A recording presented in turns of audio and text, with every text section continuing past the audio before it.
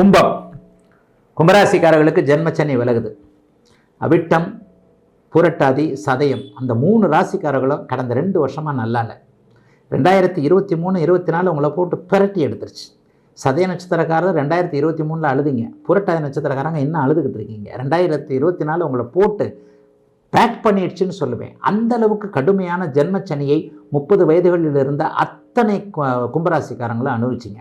நான் என்ன ஒன்றும் சொல்லுவேன், நாத்திகனாக இருந்தவர்களை கூட கிரகங்களை நம்ப வைத்து விட்டது இந்த ஜென்மச்சனி.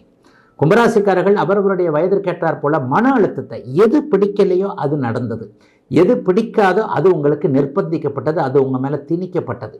இளைஞர்கள் எல்லாருக்குமே ஒரே அழுகாட்சி தான். பாத்ரூம்குள்ளே போய் காதலியை நினச்சிக்கிட்டு காதலனை நினச்சிக்கிட்டு அழுதுகிட்டு இருந்த கும்பராசிக்காரங்கள், சதய நட்சத்திரக்காரங்க, புரட்டாய நட்சத்திரக்காரங்கெல்லாம் உண்மை இன்னொன்று சொல்லட்டுமா, ஜோசியருங்ககிட்ட அதிகமாக ஜாதகம் பார்க்க வந்தது, ஜோசியம் பார்க்க வந்தது கும்பராசிக்காரன், கடகராசிக்காரன் தான்.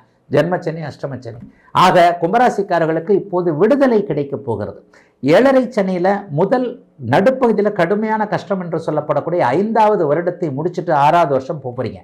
7.5 சனி முடிய போகுதா ஐயா அப்படின்னு கேட்டால் 7.5 சனி முடியாது, இன்னும் 2.5 வருஷம் பாக்கி இருக்குது. ஆனால் ஏற்கனவே படக்கூடிய அத்தனை கஷ்டங்களையும் பட்டு விட்டீங்க அப்படின்றதுனால ஜென்மச்சனி விலகப் போகின்றது. இதுக்கடுத்து பாதச்சனியாக ஒரு 2 வருஷம் அவர் நீடிப்பார்.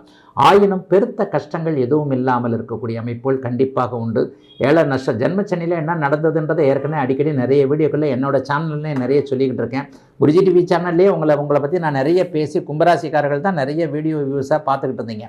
ஆக இந்த அமைப்பில் இதுவரை